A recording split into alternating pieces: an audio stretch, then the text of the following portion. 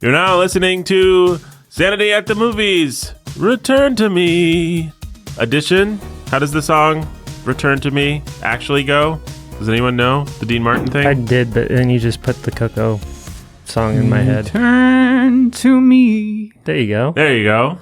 By the way, Robert Logio and what's his face, Archie, all those guys in their little discussion, completely off base, in my humble opinion. Oh yeah. I mean, they actually land on Dean, don't they? Basically, they end up pulling Frank when it's go time. Sure, yeah, and so when it matters, they all line up with Frank, right? And they all get behind the Italian.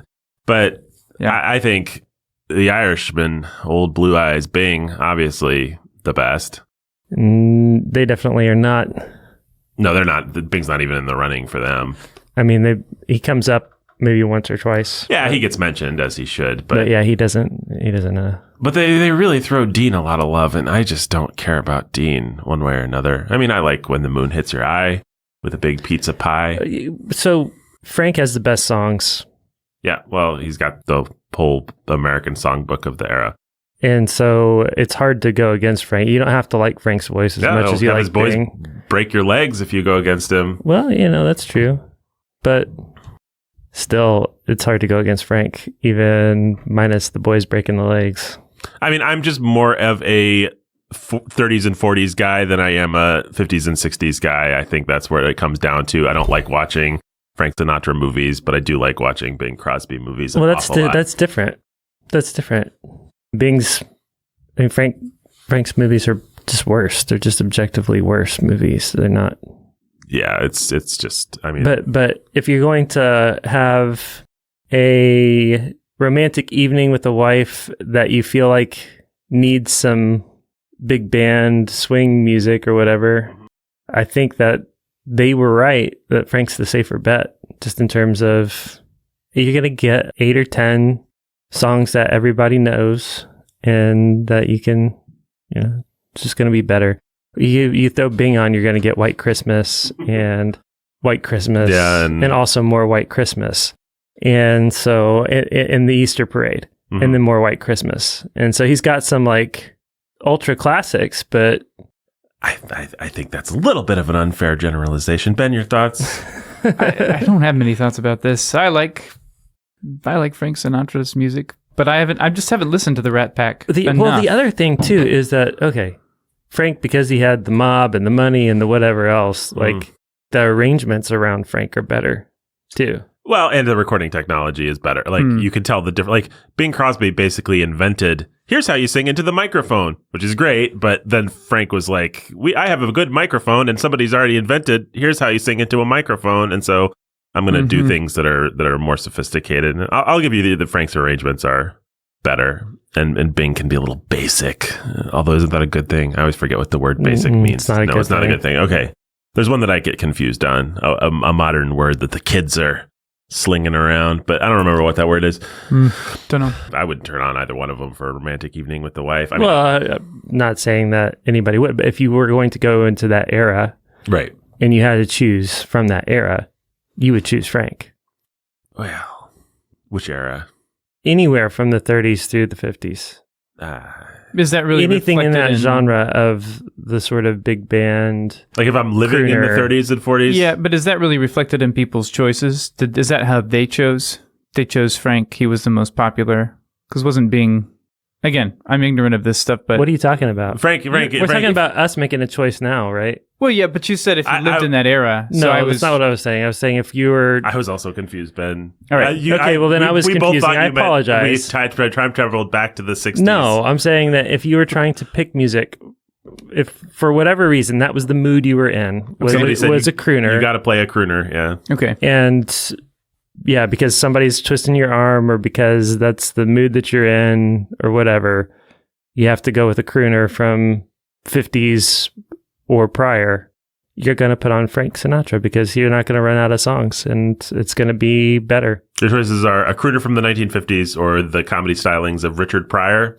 Right, exactly, for a romantic evening. Right, I'm definitely going with a crooner. Yeah, so those are your options. What choice do you have? And then you got to pick your crooner. It had been so long, folks, I almost didn't jump on the opportunity to make that hilarious joke, but I think I got it in just under the wire. You did.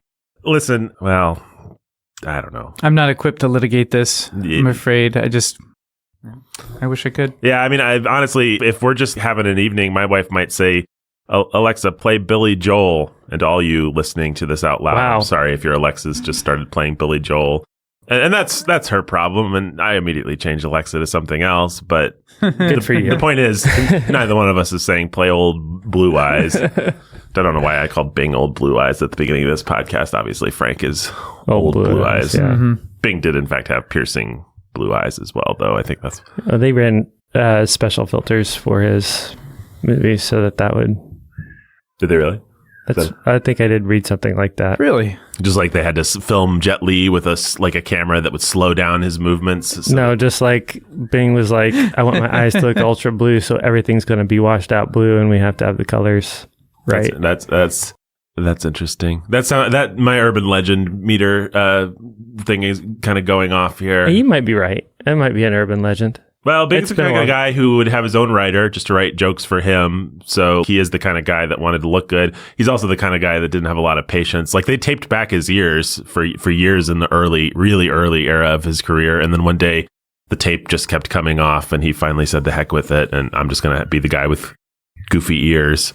And then in his movies, there's lots of jokes at the expense of his goofy, you're trying to stop traffic with those, that kind of thing. Yeah.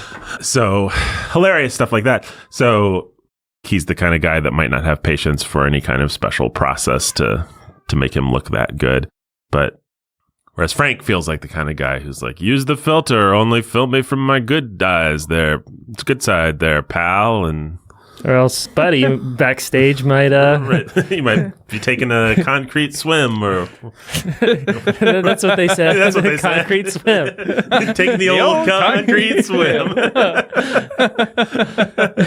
What's an actual one of those? Swimming with the mattresses. No, it's not swimming with the mattresses. Be swimming with the fishes. Swimming with the fishes. Yeah. Sleeping with the fishes. Sleeping with There the you fishes. go. Swimming with the fishes is just like a nice holiday. There you go.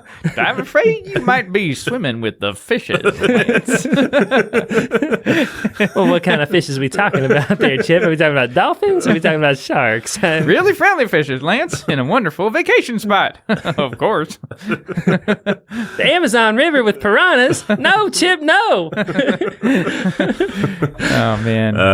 Well, guys, have we even said what movie we're talking about? We're talking about Return to Me, the 2000 romantic comedy drama. I guess it's a romantic. It's a rom-com. It's a rom-com. Yeah, it's just got more drama than your usual rom-com. Yeah, it's a rom-com with a little extra drama. But I'm going to actually argue that this is of a breed that has somewhat disappeared and that only really popped up in the late 80s, early 90s. And I read a whole book about romantic comedies in preparation for this podcast. I don't believe you. I did. It's true. Wow. I mean, I listened to it with my ears, so I guess you were right to call my bluff. I did not read a single word of a book, but You had someone read it to you, though. I had somebody read it to me. I ordered them to read it to me, and They complied. They complied, thanks to one Audible credit. But yeah, we're talking about Return to Me. If you haven't seen the movie, it's got these cute old people, and they like to have discussions about who the kind of their shtick is. Anytime you walk into the restaurant, they're in the back playing cards, and They're an Irish-Italian hybrid family that have an Irish-Italian pub restaurant. Yeah, they do. And it's a fun conceit. It was a little much for me, I have to say. I like this movie, and in town we have a restaurant. Our favorite restaurant, probably collectively, the three of us in town, is a Thai, but also Detroit style pizza. I think I probably would take tin fish. Well, first, but in any case, go ahead. Go ahead. To my point, though, to your point, there's a good restaurant in town. It's called Pangea, right? And the conceit is world cuisine, it's really good. And so it pulls from a couple different places, but it's mostly just Thai and pizza. But there's some other dishes and things like that. Yeah, I have to say, when they were like, give me one whatever, chicken Vesuvio and 1 corned beef and cabbage. I was like, you're being a little cute, movie. I don't know. Yeah, that was a little much.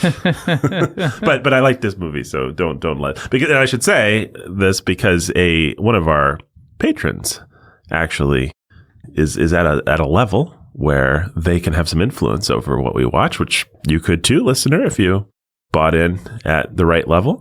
And we gave that patron some options, and they decided on Return to Me. And I guess we can say the patron is Caitlin. Hello, Caitlin.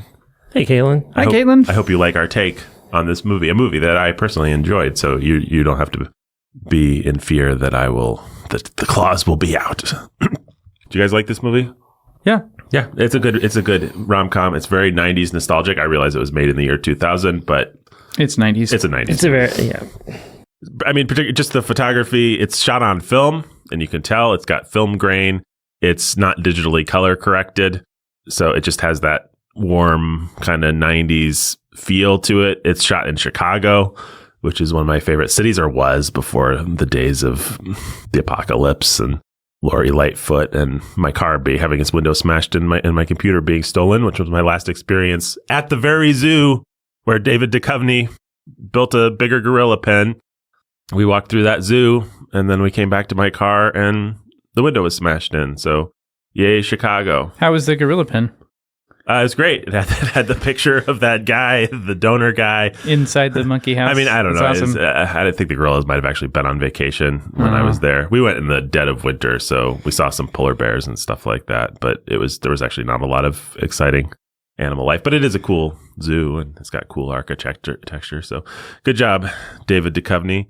So where are we? Do I have any tabs to close? I guess the only point I was making is we're talking about Return to Me, and it has one of the conceits is that there's this gaggle of old people, and they like to argue about who the greatest crooner is, and you've got an Irish-Italian restaurant. Or the greatest baseball player. Or is there anything else? I guess they also do female singer. I mean, very briefly. Very briefly. I mean, but they all just settle on Ella really quick. So yeah. It's just sort of like thrown out there. Which is crazy. The greatest female singer is obviously Britney Spears. No, I can't think of her name. That hippie. She died when she was 28. I really like her voice.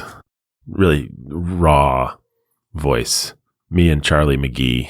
Oh, sorry. Yeah. Travis McGee. Whatever. Man. Yeah. Like Woodstock. I know it, but I can't pull it. I don't know why I can't pull it either. That's weird. Janis Joplin. There you go. Janis Joplin is probably my favorite female singer. But you get that one for free, folks. We're talking about Return to Me. 2000's Return to Me, a Bonnie Hunt joint. From top to bottom, a Bonnie Hunt joint. From top to bottom, a Bonnie Hunt joint. Wrote it, produced it, directed it. Gave herself a plum supporting part. Yep. Cast Jim Belushi as her husband. I mean, that's exercising power as a director. Like I'm finally in the big seat now. I could cast Jim Belushi to play my husband. Jim Belushi actually did a good job, but I thought overall, minus the copious blasphemies, they were fun. The supporting characters were just the usual suspects of any 90s rom-com. It's pretty amazing. Yeah. Well, I don't denigrate it for that. I mean, I think if you're going to... Well, what's fun about the 90s... I mean, I'm a huge... 90s rom-coms are my guilty pleasure. I enjoy them. I think they're fun. And one of the things that I enjoy about them is when you have something where you do get a lot of colorful side characters that provide interest and opportunities for the writers to actually elevate the rom-com, because they've got some old guys that are good actors or whatever. Stick some zingers in there, and it's going to be fun. Or just get their opinions in there a lot of times. Yeah, or just force something in. Yeah, I just think talk about crooners or whatever. So, yeah, well, maybe we should give some rom-com. I'm trying to think of something that rhymes with rom-com that's baggage. Some rom-com baggage. Yeah. Yeah. So what is your rom-com baggage, Jake? You're going to say they're your guilty pleasures. I just like the 90s rom-com. I don't know. Some of it's just nostalgia for the 90s there I grew up in and whatever. So I don't know. There's a level of... It seems like in the 90s, well, they were playing with ways to elevate or keep the rom-com elevated in a way that wasn't just schlock. I mean, so they were silly and dopey and cheesy, but often they'd have a fun conceit, or they'd have a whole host of fun side characters that just made it like an enjoyable, relatively innocent, clean, fun, funny date night at the movies type of thing. The 90s rom-com is the pinnacle of a certain kind of something itself, I guess. And I have a whole essay I'm going to give about this later, but I've not read a book or thought about it as much in depth. I thought about it all weekend because I wanted to provide value on this podcast, and I have a whole thesis about 90s rom-coms, but we'll get there. So, Ben, your rom-com history? Well, I have a lot of Return to Me history. My sister loved that movie. It was for a time her favorite movie, I believe, and it was just on constantly. Okay. Back in the days when you put your video cassette tape in the VCR, you pressed play, and then you rewound it and you did it again. And wow, this is on the cusp of the end of that. Yeah, that's right. Yeah, so it was on all the time. I liked it okay, and then I kind of resented it because I just was done with it. So you're familiar with every beat. You've lived and breathed Return to Me. It's been a long time. I spent years ignoring it. So, but yeah, it was like a background noise for a while. I feel like. Hello, Ben. I'm still here. You can't ignore me forever, Ben. Well, I didn't. I watched it again, and I didn't see a lot of '90s rom-coms. For whatever reason, I didn't see. Name some famous ones. I never saw Sleepless in Seattle. Still haven't. You've Got Mail. I saw that last year. No, I saw that a few months ago with my wife. I guess it was last year. Pretty Woman. Never saw it. Any of the Hugh Grants, Four Weddings and a Funeral, Notting Hill. Nope. None of those. Love Actually. Unfortunately, I did manage to see that one. That movie is pure garbage. That movie is pure garbage. Any of it's not the most reputable of them, but any of the Sandler, Barrymore's, no, none of those. Zero. Wedding Singer, 100 First Dates or whatever. Right. No, somehow I never saw any of those. So I don't know how I missed all of them, but I had no interest. Any so of I was happy to miss them. Heath Ledger, 10 Things I Hate About You. Nope. I managed to see the awful Matthew McConaughey, what's her name movie. How to Lose a Guy in 10 Days. There you go. That's unfortunate. While you were sleeping? Bullock? While you were sleeping, I saw last year with my wife for the first time. Yeah, that squarely belongs to the Return to Me genre. Absolutely, yeah. Warm, PG-rated movies that women of a certain age remember with great fondness, and men of a certain age. I mean, I remember While You Were Sleeping. Sure. Well, both of them are more like, here's a warm, loving family, and the movie is as much about that as it is about the romance. Yes, agreed. So, and I respect that quality in While You Were Sleeping and Return to Me. For my money, I mean, I'll just give away one of my hot takes. For my money, the warm, loving family in this particular movie we're discussing today, Return to Me, is actually better than the family in While You Were Sleeping. I agree. I agree. I prefer it too. Yeah. I thought that would be a hot take, but I guess it was not a hot take. It's the best comparison point, and it's. I don't remember having. I feel like I have seen Return to Me, but I don't remember having seen it before this viewing.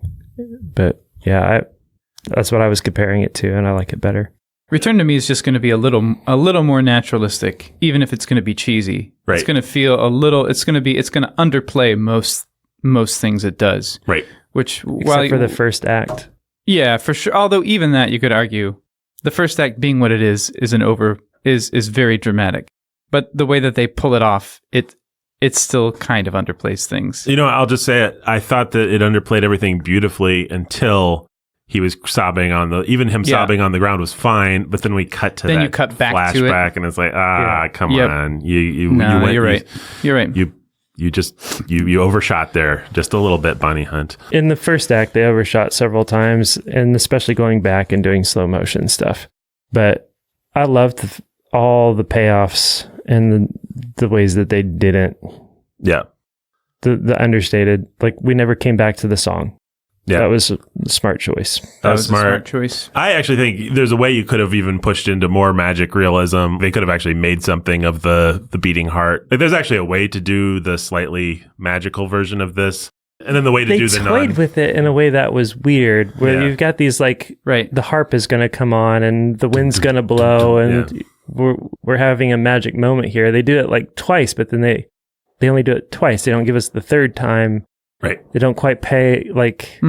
If do 3, this is just a rule for all you creatives out there. You got to do something 3 times for it to feel like it's intentional. If you do it twice, the audience will be confused. Like, was it's that not quite there? Did you mean for that to be magic, or was that this movie had a few things? Not to be a snob, but just a few. Like Bonnie Hunt's a first-time director, and maybe would be more mature in some of her choices later on. And as a first-time director, pretty great.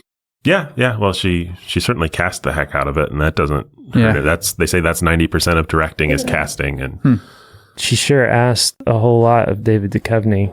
And he did a pretty great job of delivering on a whole lot that was being asked of him. It's pretty insane when you think about it. Yeah. He's great.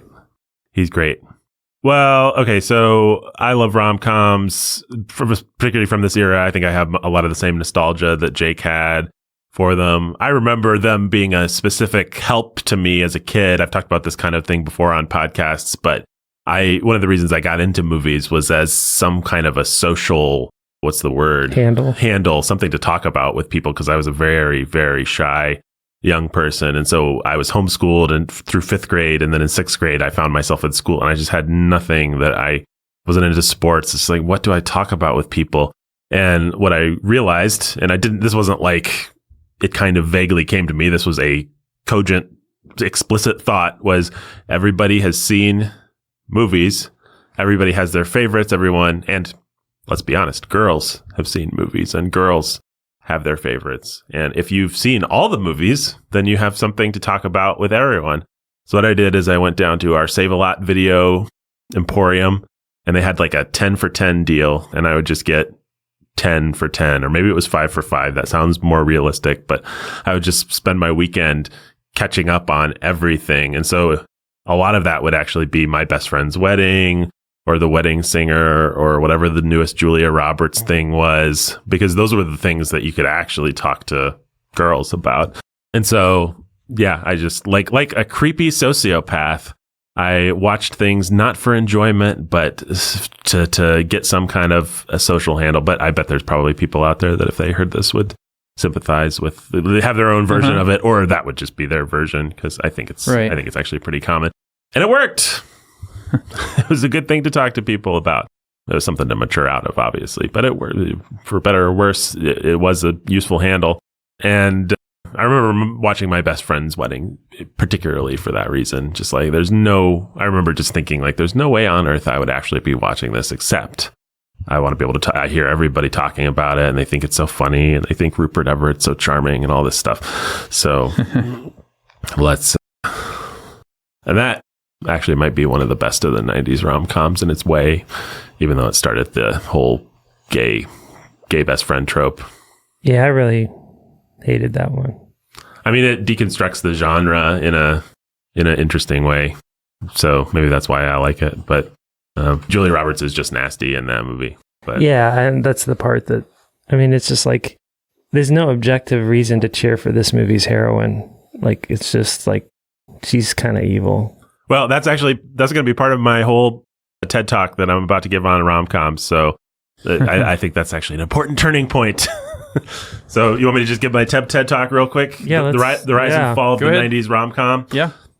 Okay, so I'm just going to start with the big idea up front instead of saving it for the last. What do these things have in common? This is my thesis statement about what a 90s rom-com. A 90s rom-com, by the way, is an all-encompassing term that includes 80s things like When Harry Met Sally and includes Into the Aughties, but we all know what I mean when I say 90s rom-com, and it is basically something that rose in the 90s and then kind of fell in the aughties. But what do these things have in common? Leave It to Beaver, The Andy Griffith Show, Jane Austen, the first, let's say, maybe all Harry Potter books, but especially the first 4 or 5 Harry Potter books, boring old westerns on AMC or TCM, garbage like 50 Shades of Grey, or even just erotic fiction in general that you can find on the internet, fan fiction, and the 90s rom-com What do all these things have in common? This is my premise. Can you read the list one more time? Okay, listen. He said Leave It to Beaver, Andy Griffith, Harry Potter, Jane Austen, boring old like John Wayne westerns on TV, particularly of the later variety like McClintock or the ones that we always like to goof on, the silly ones, the ones that your dad really likes, not Jake's dad, but anybody's dad, the prototypical dad. And then more darkly, something like 50 Shades of Grey. They all give people this one thing or do this one thing. Gilligan's Island does this, I'd say. Something to do with family, right? No, not quite. More broad. It's more broad than that. Oh. I think that what they all do, unless anybody wants to take an awesome play what the host is thinking, guess here. Leave It to Beaver and Andy Griffith are kind of throwing me off here. So, well, so would it help if I say some of them are intended to do this and some of them just do it incidentally? Some of them did it when they first came out, and some of them only do it with the benefit of hindsight and nostalgia. Huh. Well, okay, here's my premise. What they all do is they create complete worlds that people just want to live in. And it's why if somebody really likes a rom-com, they go back to it again and again. It's why people just like to have Leave It to Beaver or Andy Griffith on. Like, they just want to... Andy Griffith's barely funny. Sorry to be provocative here, but Barney Fife is funny. Nothing else in that show is all that funny. What's great about that show is Mayberry. Yeah, people just want to live there. And if you think about it coming out in the early 60s with all the social change, it's like people really, even when Andy Griffith first came out, they wanted to go back to Mayberry. They wanted to live there. Jane Austen, I don't think she intended to create a world that people just wanted to live in. I think she just wanted to write fun, incisive, witty novels and make her little points and stuff. But people love using them that way. I love using them that way. We just, for the bookening, read Pride and Prejudice again. And it's like, oh, it's just nice to live in this weird world where the only thing that matters is relationships. And it's, for me, it's not so much the carriage and balls and stuff like that, but it's just like this world where friendship and relationship and talk is everything. Right. And there's no jobs or anything that we as readers at least have to worry about. Like, we just go from party to fireplace to like, it's even the scene that I think of is the scene where Elizabeth, or no, not Elizabeth, what's her name? Yeah. She's just reading a book in the room with Darcy. Like, they're not in love yet. They're kind of circling each other. Darcy's writing a letter. She's reading a book. Miss Caroline Bingley's trying to create banter and tension and flirt with Darcy. And yeah, that whole section where Elizabeth goes to the house because her sister's sick and stuff is indicative of what I'm talking about. It's like, they're not a plot thing. I mean, there's the will they, won't they. There's actually a lot of plot things, but that's not the only reason that you like to read it. You do just kind of like to be by the fireside with these people. And it reminds you of better times in your life when you had that experience. It reminds you a little bit of the best of high school. I hated high school, but the best of high school when you just felt like free to hang out for a weekend with your friends and just talk about whatever. And also everything had a heavy significance to you that happened. Exactly. People by and large, this is my premise at least, people by and large lack feeling of comfort as they get older, and always all the time. I mean, this is such an obvious thing to say, but we desire comfort, we desire control, we do not have it. And so we like escaping into fantasy worlds where we have those two things in particular, just comfort and some measure of control. And it doesn't always have to be like, I like to imagine that I'm Superman, or I like to imagine that I'm a wizard. Especially for women, it can just be, what if the world was well ordered? What if it was nice? What if we were all friends?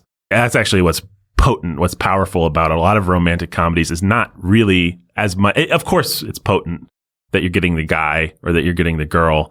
But what else is potent is you're just living in this world where everybody's your friend and they're out for you, and bad guys are obvious and stupid and easily dealt with, and the lovers that are in the way are nice and sort of get out of the way. Just poor Bill Pullman, and while you were sleeping, he's just like, I know you're not into me, Meg Ryan. I'll go. I'll be by myself.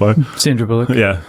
Not Meg Ryan. No, and Wally. Oh, sorry. I said the wrong thing. It's the one with Tom. The first one with Sleepless Tom in Seattle? Sleepless in Seattle, yeah. But Pullman plays the second lead in that. And he just gets out. He's just a nice guy that gets out of the way. I mean, I think Harry Potter's like that for people. Like, they don't even care about the plot. Like, to some degree, I think there's a certain disappointment for a certain kind of reader. A disappointment sets in once Voldemort really starts reigning, because it just becomes a chosen one myth, which is great. But the real appeal of Harry Potter was just going to class and hanging out at Hogwarts and being in this big spooky castle with your friends and having little adventures and stuff like that. There is something really potent about those first few Harry Potter books in their way that I don't think she loses as she goes on, but of necessity, it changes. And for my son, everything got cooler and more awesome. And for my daughter, she's questioning whether she likes Harry Potter. Yeah, well, I think that's exactly right. And different ages, they would have hit it different ways too. Like, an adult is ready to get to, like, hey, life isn't just hanging out in castles with your friends. But I think it's appropriate for little kids to, like, you could argue that one of the genius things Rowling does is actually chart a maturation process for Harry Potter that takes him out of that world of comfort and control. But that also kind of deflates the fantasy a little bit, because what was fun was the comfort and control. To go a little darker, I would say you have to understand that that's why a lot of people look at pornography or read erotic fiction or read things.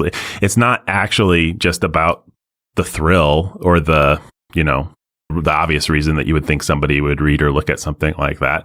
It's about, they just feel like their life is out of control and they just like to live in a world that's ordered, where the girl really likes them, or where they have control over their sexuality, even in a dark and depraved way. They just like that. And so in a weird way, it's actually the same reason that people watch the Andy Griffith show. Like, I don't like the world that I live in.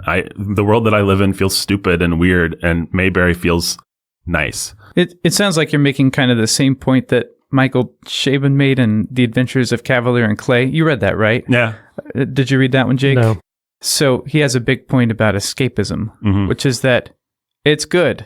Basically, not that it's good to excess, but that of course people want to escape into a place that's better through comic books and fiction and whatever. Yeah. So that escapist instinct is not just to be despised. Simply. Well, if we were the Gospel Coalition, of course, this is the part where we'd say, like, we all have a longing for... we'd quote the C.S. Lewis, if I find in myself a desire that cannot be met here on earth, then it must be that I'm made for a different world. Yeah. Hogwarts, or which I think is a little heavy-handed, but it is of the Gospel Coalition. But I think there's probably something to that. I mean, there's something. And what I'm not doing here is saying it's entirely bad for us to watch rom-coms or want to escape into Mayberry for a half an hour. I think if you order your lives around that, it's bad. You have to question your love of rom-coms, for example. If you're somebody who just goes back to your favorite 90s rom-com again and again and again, as people do, and you just want to live there. These are the kind of movie that, like you said with your sister, and I'm not saying anything one way or the other about your sister, but just anyone who loves Return to Me, probably they've seen it a dozen times. It's not that they're questioning, like, oh, is David Duchovny going to get Minnie Driver this time? It's, right. I just want to be at that restaurant with those old people that are so supportive and fun and cute, and life just feels hard and stupid and challenging, and relationships aren't easy, and old people are mean, and my romance is hard, and you get married and you have to work at it and stuff. But oh man, I want to live in this little world where the biggest problem is, will he be mad that I have his wife's heart? I've never had to deal with that problem. That's a nice movie problem. So when Jake says the supporting characters are what he loves about rom-coms, I think there's something profound about that. I think that's probably what a lot of people actually love about rom-coms. It's the same reason that we love a sitcom like Friends. I just want to be part of a world where I can walk into a coffee shop and there's a bunch of people who are there to talk about my problems. Everybody knows your name. Everybody knows your name. Yeah, it's what's makes me tear up if I'm in the wrong mood or have had a drink or something and I watch that Cheers opening intro. song. Yeah. Will they run through all those scenes of Boston in the 20s or something like that? And it's like, everybody knows your name. Yeah. It's beautiful. It's a beautiful. It's a great conceit. It's a beautiful fantasy. And it sets up that whole show. And it's a huge part of why that show was so beloved. And then why people were devastated when it was canceled, because they felt like all those people were their friends. Right. And Norm was there. And I mean, a more modern example is probably The Office, which I don't love personally, but people, I don't hate it either. People just, they know all the jokes. They've seen all the memes. They know what Dwight's going to say, whatever. They just want to go and be with their friends at the office. Life feels a little simpler, whatever. Everybody has that. I mean, Ben could talk about his sci-fi novels growing up. I could Lord of the Rings was my preferred world of choice, and my cozy, like, safe, ordered. Oh, this is the battle of good versus evil, and yeah, it's ordered enough. It's not actually that murky. everything's very clear. Everything's very clear, and it's very comforting and reassuring, and I don't think that's to be despised, like you're saying. Right. Well, that's what Peter Jackson doesn't get, because he's like, everything has to be action, everything has to keep moving, everything has to be suspense, which I understand that instinct in a movie maker to some degree. But the entire appeal of Lord of the Rings is actually, doo-doo-doo, we're walking along. This is fun. I'm with my buddies. We're on an adventure. We're going to sleep under the magical Lord of the Rings stars now. And there's weird little things off to the side of it's the journey more than it is the destination, actually, in some ways, for a certain kind of reader, at least. What would it be to just be on the road with Gandalf and weird, crazy stuff's happening? And who even cares what happens to the world? So I think, yeah, I don't think that it's to be despised, but I think it's to be self-analyzed, it's to be questioned, it's to be, like, at a certain point, you had to grow past Lord of the Rings, and at a certain point, people have to grow past romantic comedies, and you can't use them as crutches, and obviously something like 50 Shades of Grey or worse, you just can't use at all. But I think you have to understand the whole package that a romantic comedy is giving you is more than just, wouldn't it be nice if you could get a guy? Wouldn't it be nice if you could live in a world of, especially with the 90s, it's like, wouldn't it be nice if you could live in a world of old show tunes and the American Songbook and coffee and a certain kind of warm creature comfort and not worry too much about your job. Like, your job is just hanging out with your goofy, quirky, eccentric friends. I mean, people like to make fun of it, but I don't think you should make fun of it. I think it's just part of the genre. It's always an architect, and the woman always runs an art gallery or is an artist, or they always have these ridiculous rich people jobs where they don't have to worry about anything. Julia Roberts in My Best Friend's Wedding is a food critic.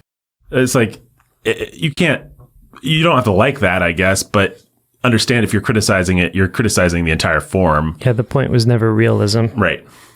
Yeah. It would make this, it's like, you don't want in Jane Austen to read about how did they go to the bathroom or something like that. You don't want to know what Darcy's doing in between falling in love with Elizabeth unless it bears somehow on their relationship. The entire point, the entire appeal is that Jane Austen has stripped away everything that doesn't have to do with these characters and their relationships, and let that one aspect breathe in a way that's really appealing. And once again, with any one of these properties that I've mentioned, some of them entirely intend to do that. Like, a sitcom doesn't really exist for any reason besides to just create a world, especially those old, not funny sitcoms like I Dream of Jeannie or something. Like, it's like, we don't even have jokes. We just want to live in a really comfortably cozy, hermetically sealed world where everything's works out at the end and everybody's having fun.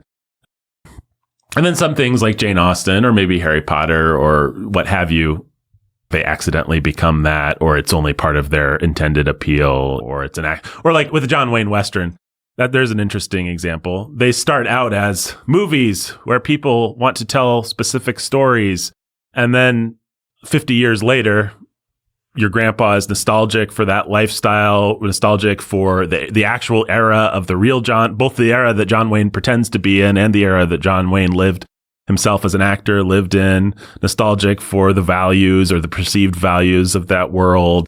Just like John Wayne in his early career isn't intending to create a world that's comfortable to live in. It just happens to be one that people respond to and still want to live in. And then somewhere in the 60s, John Wayne realizes, actually, I can just create a world that people like to live in. And he starts to do it intentionally. And those are the movies we goof on, like North to Alaska or McClintock. Or McClintock's a great example. Yeah, it's got those wife spanking scenes and it's got a mud fight. Other than that, nothing happens in that movie. Nothing happens. We just hang out with John Wayne and his friends. Like it's weird. It's crazy. He throws a girl into a pond. Yeah. But that's it. Like, yeah, we have a couple big slapstick moments. And then in between that, we are literally just spending time with John Wayne and his friends. And people ate it up. It was like the biggest moneymaker of the world because people just wanted to spend time in the world of John Wayne and his friends. And to this day, there's a certain kind of person that just wants that. I mean, they'd almost rather watch the cheesy later era John Wayne movies than they would the early ones, like the classics like Red River or The Searchers. It's like, that's too much plot. Like, I just want to hang out. It's too heavy. It's trying to say something. It's trying to say something. What I want to do is just watch a John Wayne movie, which is something comforting in the background, something that just gives us control. And you could also make an argument about the difference between men and women. I mean, when boys look for comfort and control, they want stories of like, I beat up the bad guys, and so I have control. Girls, I think, I have my best friends like me, and a dude is interested in me. So that's my big thesis statement. For that reason, I do not trace the history of the rom-com back to Shakespeare, because I don't think Shakespeare, by and large, is actually doing that. Or Aristophanes or Oscar Wilde or any of these people that wrote the great romantic plays and stories of the past. I don't think, by and large, what they were doing, I think they were writing about romance in some cases. I don't think they were just creating a romantic world for you to live in. You could argue this or that thing, but for me, I do not see Shakespeare doing the same thing that a Meg Ryan movie actually does. I do not see a lineage there. Maybe I'm wrong. Maybe people just like to live in the world of Midsummer's Night's Dreams, or maybe that was part of the appeal. It's different because a play is just going to be I think they like living at the Globe Theater. Yeah, that's probably true. And I think that they were glad for the next Shakespeare joint to go see. Yeah, it's like Shakespeare's, the entire oeuvre of Shakespeare is almost world. Exists as a world. Yeah. But just going to see... But it's a world of dialogue. It's a world of lines. It's not... It's a world of high drama and comedy and philosophy all mingled together so that there's something for everybody and pretty much everything. Right. But there's something always happening. I just don't see it as doing much of the same work. Maybe this or that Shakespeare play, you could argue, has some of that, like... Well, any rom-com, I mean, rom-coms love to steal conceits from Shakespeare. Yeah, well, right? that's the Taming of the Shrew. That's the thing. Most common rom-com, or one of the most common rom-com conceits of all time. I think all stories do it to some extent. I don't think you can get away from that. They all just order the world for you, and the ones you like, you're going to tell around the fire a million times. Right.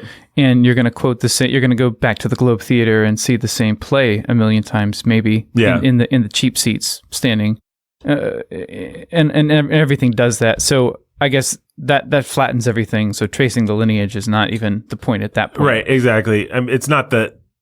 I just think in the 90s we finally reach a type of genre where we are intentionally doing this. We are leaving space.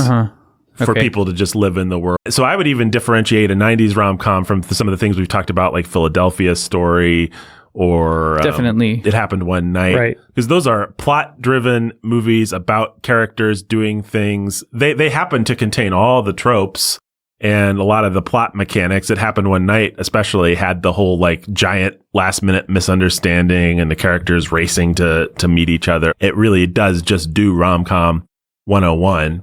And yet I would argue it doesn't actually do, intentionally at least, the same kind of work that a Meg Ryan movie does, where you're just kind of hanging out with Meg Ryan for a couple hours. I realize there's a lot of overlap and you can make arguments either way with a lot of this stuff. I'm just trying to differentiate a little bit what a 90s rom-com does. The other thing that makes it weird is, like I said, you have stories that weren't intended to create a world, but there are people that just like to live in black and white TCM old movie land. And so for them, Right.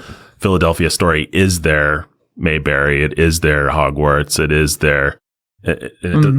Yeah. Yeah, and that's what's fun about some of those 90s rom-coms that just do a good job of capturing the vibe of the time, capturing a little bit of the zeitgeist, even if it's amped up to 11, because you're getting it in a small dose anyway. If you go back to something like Clueless or 10 Things I Hate About You, you get a certain 90s vibe that is just encapsulated.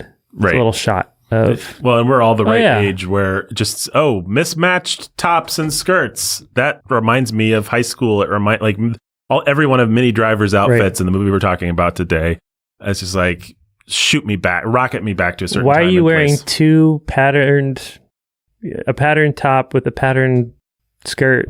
Yeah. Because that was cool. I guess. Sort of. That was kind of the bohemian look of the time. Yeah. So I think the true progenitor of rom-coms, as I define them, worlds that people want to not just live in, but luxuriate in, I think is Jane Austen. And I wouldn't argue that she was trying to be, but I would argue that everyone from the moment she released her books has always, for better or worse, taken them that way, especially Pride and Prejudice. People just want to live there. They read it over and over and over still to this day, you have people like try to recreate scenes from Pride and Prejudice for proposals and weddings and things like that. And people are obsessed with the era. They are obsessed with why wouldn't you be? It's a fantasy. Like, it wasn't actually at the time, but the way that we think about it, the fake way that we think about it, nobody did any work, and they just sat around and they dressed really nicely. Everybody got to dress up all the time, and they could all dance, and they all went to balls, and it was a very elegant, simple time where men were men and women were women, and romantic tension wasn't hypersexualized. And people have always been nostalgic for that time. Rudyard Kipling wrote a short story about World War I soldiers who had a secret society called the Janeites, and the story is this World War I soldier detective. He's trying to figure out what this secret conspiracy of Janeites is, and the whole humorous conceit is that it's not anything more profound than just a bunch of guys Jane Austen fan club. Jane Austen fan club, but people who are doing exactly what I'm talking about. Like, the reason that they tell themselves we get up every day to go fight in the trenches is because we're trying to preserve the last vestiges of this world that Jane Austen wrote about, and it's falling apart around us. But if there's anything left of it, of the Shire, then we have to go sit in the trenches again. So I think Jane Austen does that. Obviously, the women's pictures of the 30s, the 40s, your Philadelphia stories, your Happened One Night, they do have some of that. But I don't think until we get to about When Harry Met Sally, anyone quite realizes the power of let's just hang back and not do anything. Let's just live there for a while, and we can actually just spend time on the clothes and on the espressos and on the autumnal walks and on nothing has to be happening. I don't think It Happened One Night is trying to do that. I think those people are just trying to tell witty, fun stories about romance. I'm having trouble fully buying into the conceit, because when you bring in It Happened One Night, it is just a lot of the tension of that couple. Right. And if you go back to Remember Me... Return to Me? Thanks. Yeah. Go back to the song from Coco. There's this bomb under the table for the whole length of the movie that they're dancing around. And that's a very plot-ish conceit. Yeah, I think what's going to happen when they find out? Is she going to tell him? And then what's going to happen? And they wait and play with it and toy with it over and over. And that's a plot-ish. Well, the fact is, any episode of Andy Griffith is going to have, is Barney Fife going to ruin the parade? And every Harry Potter novel is up to something. All plot conceits and traps and setups and payoffs. You wouldn't read Lord of the Rings if they weren't trying to destroy the ring. I agree with that 100%. You always need something to pull you through the story. Jane Austen is actually a master of suspense. Right. Nobody reads Jane Austen if they're not wondering whether Elizabeth and Darcy are going to end up at the end, and if everything isn't driving towards that, even the quietest. moments. I agree with that 100%. Maybe a better way to say what I'm trying to articulate is there are certain stories that are designed to allow you, or they accidentally allow you to live in the in-between moments and to glory in the in-between moments in a way that not every other story does. Some stories are all about the plot, and the principal appeal is the plot. You've Got Mail. Nobody doesn't know that Meg Ryan and Tom Hanks are going to end up together. Like, it's not... Right. It's not... It's every rom-com, as we know that they're going to get together in the end. The question's not whether, but how. And we even know the beats. We can look at our clock, or we don't even have to look at our watch. Anyone who's seen a few of these has an internal sort of clock, and they know, okay, here's the part where they're going to break up for a little while. Like, right. we're deep into the second act. There's going to be a big problem. They're going to separate. Yeah. And then they're going to have to find their way back together. And if it's somebody running through an airport, so much the better. We know these beats, and we're comfortable with these beats, and we like to live there. Yeah, nobody reads Harry Potter if there's not Voldemort, if there's not something propelling the motion of the story. But maybe the difference between Harry Potter being a phenomenon, being the most iconic thing, people getting tattoos, people just loving Harry Potter, is that there's this fully built out world that people just want to live in. You cannot deny that there isn't a type of story that just invites you into a world. And some of the success of all the things that I've mentioned is just that. Just, isn't it nice to live there? I got it. Here's the refined version of what I'm saying. Every restaurant you go to, there's going to be a meal. And if there's not a meal, it's not a restaurant. So that's the plot. Okay. Your favorite restaurant that you go back to again and again and again, you don't just go for that meal. You go for the ambiance, you go for the people, you go for the wait staff, you go for everything. And I'm saying some stories are more designed that way, or whether they're designed or not, they work that way. A Harry Potter actually, yeah, we need the meal. We need the Voldemort plot. But there's lots of people that would be happy to just know what's on the menu at the Bertle Beatty's Butterbeer Emporium, or sorry, I'm not one of them. So I don't know. So I maintain that there is a difference between what Shakespeare is doing and what Meg Ryan is doing. The kind of world that a 90s rom-com is inviting you in is one where, if we're going with my analogy, the meal is fine, but actually the meal is the same as a million other restaurants, and you've had this meal before. It's mashed potatoes, it's comfort food. What you're there for is the ambiance. What you're there for is the little touches. So, for better or worse, for a lot of people, I think the 90s just represent a time of general economic prosperity and a happier time where everything felt a lot more unified and felt a lot more like there's a lot more tension, or a lot less tension rather, in our lives. Yeah. Things were a simpler time. Maybe it was just because we were kids and that's just how it felt. But you didn't feel like everything was us and them, and that the world was at war with, or that America was at war with itself. And in a pre 9/11 world, right, everything just felt, or seems to have felt, a lot safer. And it's like, well, there just wasn't a lot to have at the heart of our dramas and conflict, our narratives, but romance, will they, won't they? Mm-hmm. Will I get the girl when I get the girl? Will I be accepted as one of the cool kids? I think there's something to that. I think you could mark 9/11 as a line of demarcation between, like, Meg Ryan and Julia Roberts are the big stars, big female stars of the 90s, and we pay them millions of dollars to live out these fantasies.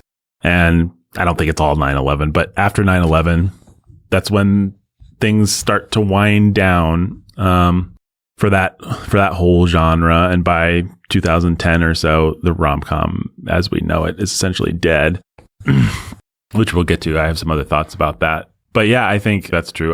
One of the reasons maybe I didn't say that is because I don't think of the 90s that way. I don't think of 9/11 personally as much of a line of demarcation. Actually, to me, the world was always a horrible garbage place, and 9/11 just kind of wasn't was something that happened far away that proved the world was still a garbage place. We don't have to spend this podcast litigating Nathan's 90s and early aughties psychology. But I think you're right. That is definitely part of the nostalgia. And it is part of the fun of watching the movie that we're talking about today. It seems like where you guys get stuck is actually when I try to create a lineage.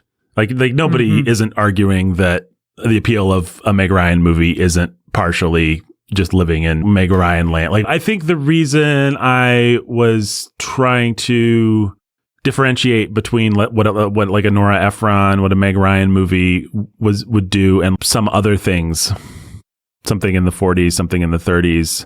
I think they perfected a certain kind of intentional formula in the 90s, coming out of When Harry Met Sally, which is how much can we actually strip away? Like, how much plot do we actually need? It turns out not a lot. We actually don't need a whole Philadelphia story worth of twists and turns. They get in the way.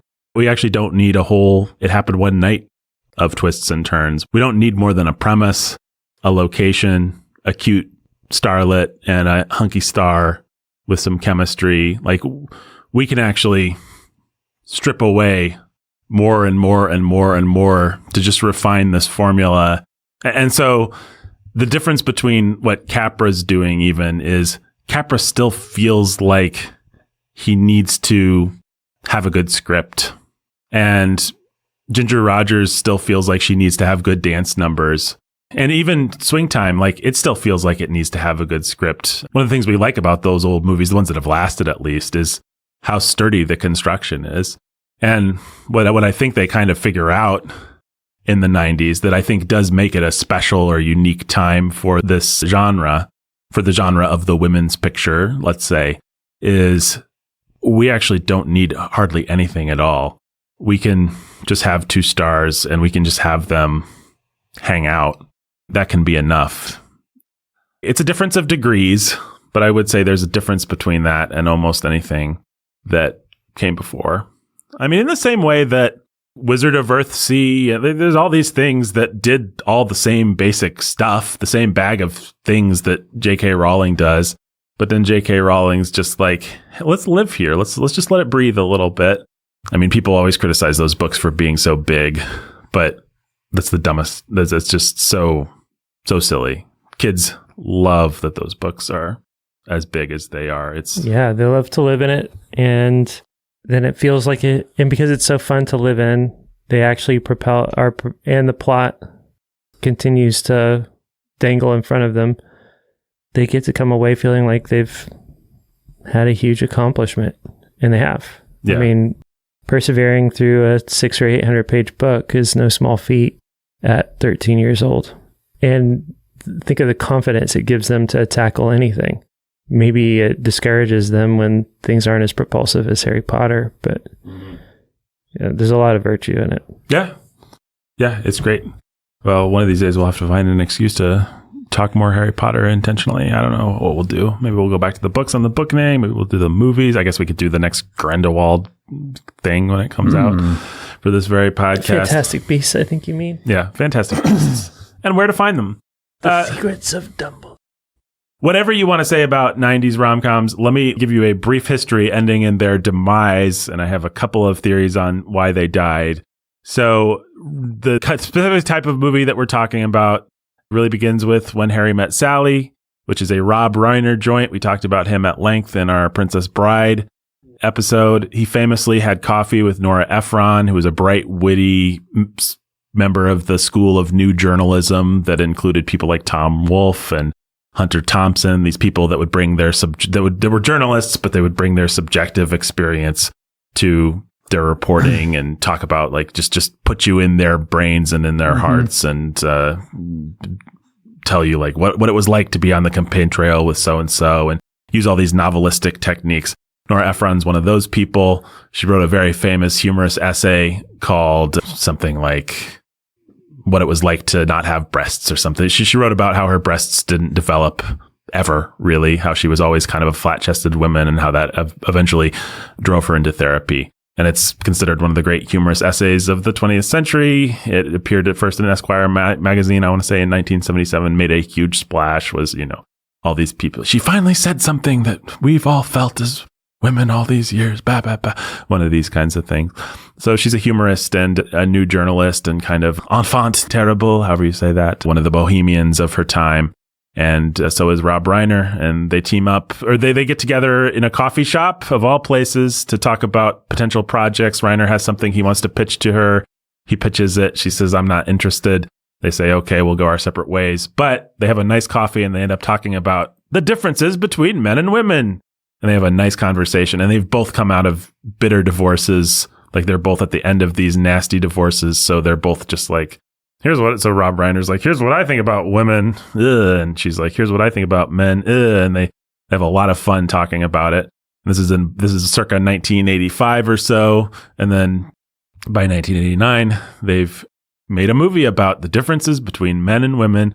Somewhere in the making of that movie, fortune smiles on all of us, and Rob Reiner gets remarried and suddenly feels very optimistic about love and relationships. And so, of course, they at the last minute change the movie so that Harry and Sally end up together. And the other thing about that movie is they wanted to fill it with songs from the American Songbook, but they couldn't afford any of them. So they just got a guy named Henry Connick Jr., who wasn't anybody, to sing. Harry Connick? Or sorry, Harry. Yeah, not Henry Connick. Harry Connick Jr.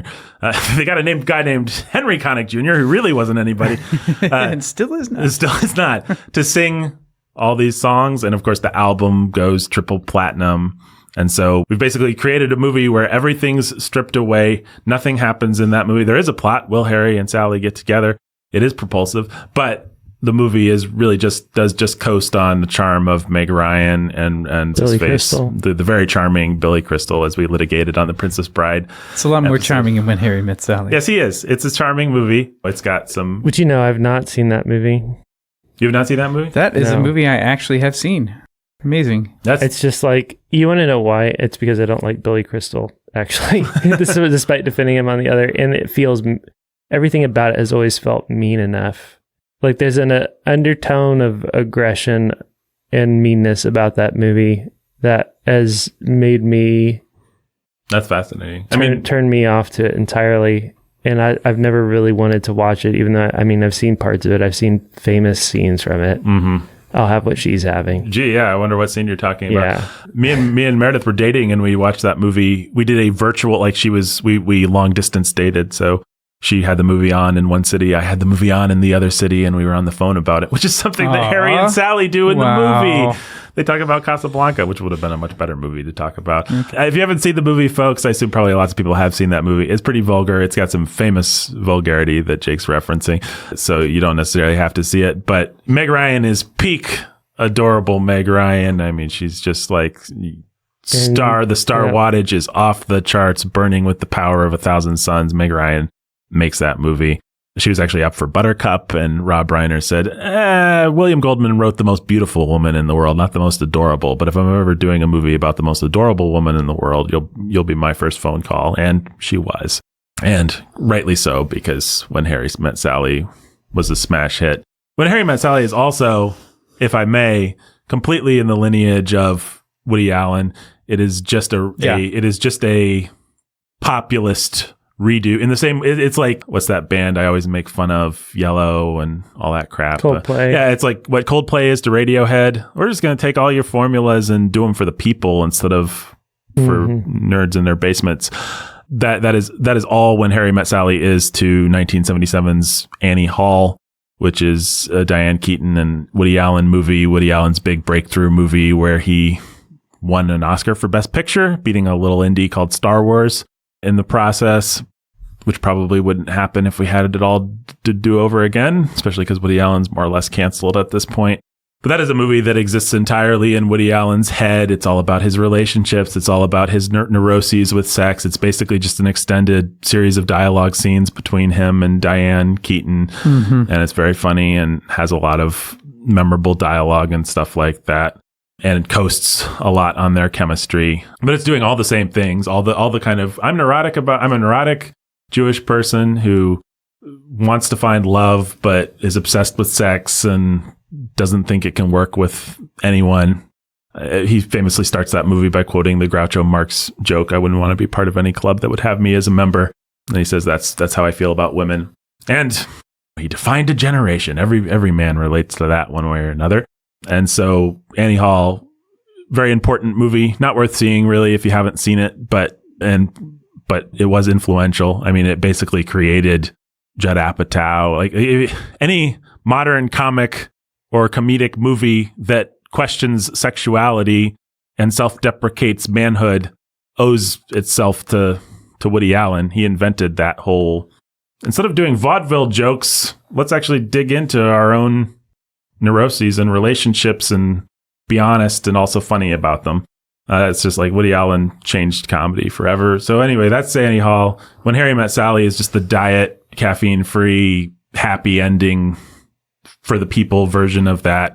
But it's a smash hit in 1989. Really sets the template for the 90s rom-com. Nora Ephron is the writer. Nora Ephron is like, this is great. I'm just going to hire Meg, but I want to direct my own movies and not have to worry about what Rob's going to do.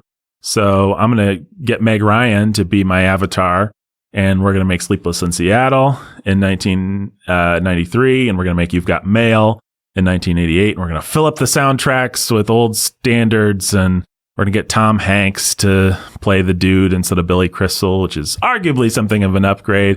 And we're going to make, I mean, You've Got Mail might be my favorite of those of the movies that are doing what I'm describing, of the, let's just hang out in a upscale New York world that never existed. And it's always kind of autumn, and we're walking around and making witty banter and talking to our attractive friends about our non-issue problems. Like You've Got Mail is a classic of that genre, I would say. And Sleepless in Seattle, for my money, is not. Sleepless in Seattle is weird because they don't get together until the very end, and it's just it's impossible conceit.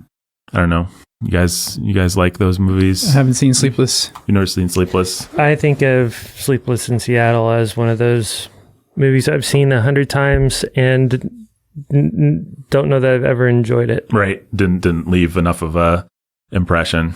I mean, it's left an impression. I have all kinds of scenes and things from the movie. It's just one of those movies that's kind of, it is inevitable. So you watched it a billion times and... Yeah, because it was supposed to be good, but did I ever actually like it or enjoy it? I don't know that I ever really did. Yeah. It's got any number of scenes that last and that stick into your head. Like I was talking to Ben and Megan about yesterday. I don't know that there's a single Christmas that goes by where I don't have Meg Ryan in my head saying horses, horses, horses, mm-hmm. or any number of other little...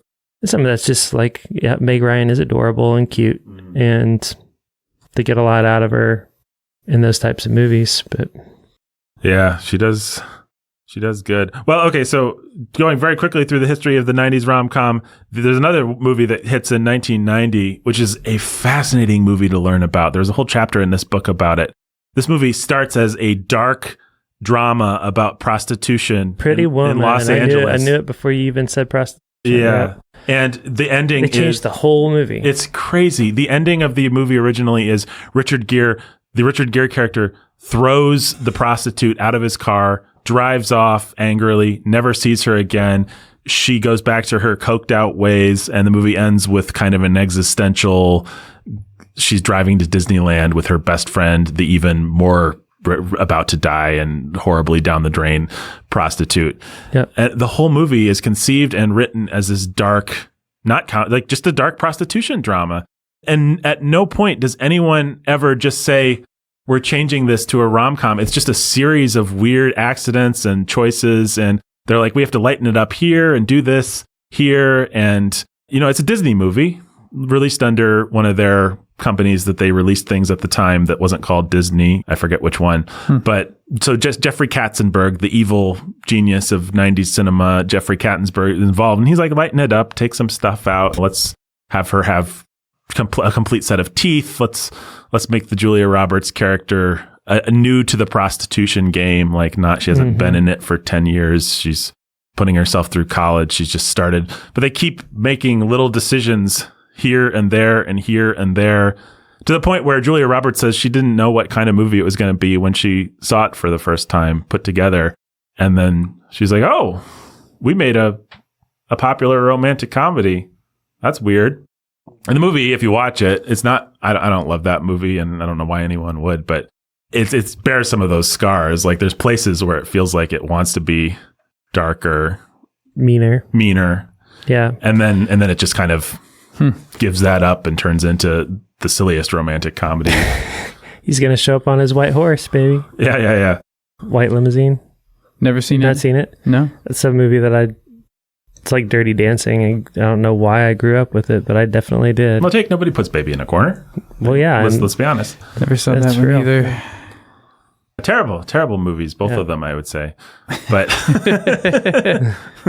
especially Dirty Dancing. But yeah. Well, I mean, they hired Julia Roberts, who was quite vivacious. That alone kind of swings the movie towards, like, Julia Roberts of that era can't play too bedraggled. No, she's got to play sweet, down home, girl next door. Right. And so that movie comes out in 1990. It's a huge hit as a romantic comedy, and Disney didn't even know that's what they were buying when they. And I don't think that's such a good story that it feels like Hollywood lore. But if you read the story and look at the documentation, look at the original script, that's how it was. So we have the rise of Meg Ryan, we have the rise of Julia Roberts, we have the rise of Bullock, While You Were Sleeping, 95, a movie that still kind of holds up pretty well.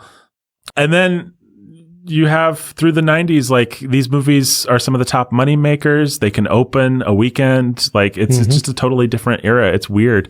And we've gotten so sophisticated about the genre that we can have things like My Best Friend's Wedding that is just a deconstruction of the genre. It is just like, what if Julia Roberts doesn't get the guy at the end, and she does all the terrible things to get the guy that a girl would usually do in these movies, but we play them realistically enough that the audience questions whether they like her or not. And you can argue whether it's a successful version of that or not. They just think they made a movie that ultimately doesn't work because they were playing with it too much. Well, the interesting thing about that movie... It's not fun to watch, and that's the whole point. Like, you can have a deconstruction that's fun to watch, and this is not a fun to watch deconstruction. I don't know why people like it. Well, I could talk about this movie as a way to wrap up, because I think this movie actually illustrates why the genre starts to die in the early aughties. The success of this movie actually provides an interesting counterbalance to why the genre dies. Because what happens is they film this movie, they show it to an audience, the audience hates it, they feel exactly the way that you do, Jake. Like, Julia Roberts is just mean. We love Cameron Diaz. We want her to be with the guy. Julia Roberts is standing in the way. She's just being a you-know-what the whole time. We don't like this. And the makers of the movie are like, oh no, what are we going to do? We have to reshoot the whole thing. And then they realize, actually, the audience was with us 95% of the time. It's just the ending that they don't like. And the way the movie originally ended was Julia Roberts apologizes for trying to ruin Cameron Diaz's life. And then karma balances things for Julia Roberts by, in a heroic way, because she's made the sacrifice. A hunky guy comes up to her and asks her to dance. And we realize Julia Roberts actually is going to get a man now that she's made the sacrifice. And the audience hated that. They actually wanted to see Julia Roberts punished. Yeah, they wanted to see her pay. And so they realized, wait a second, let's just go back and let's make Julia Roberts suffer more. And then so they go back, they reshoot the final scene with Cameron Diaz and have Cameron Diaz really tell Julia Roberts off and tell her exactly how nasty she is. The audience likes that. And they provide no hunk. Julia Roberts is alone at the end of the movie. She has her gay best friend, Rupert Everett, show up to provide some comfort, but she's basically failed in her mission, and we have punished her a lot more. And suddenly the audience is okay with the movie. Jake's not, but the audience is.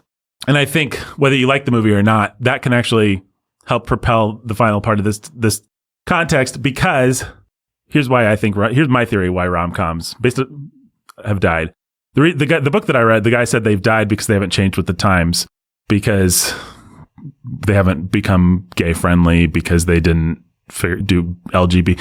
I think it's exactly the opposite. The genre did try and change with the times, and therefore it died. I think the genre is inherently and undeniably conservative.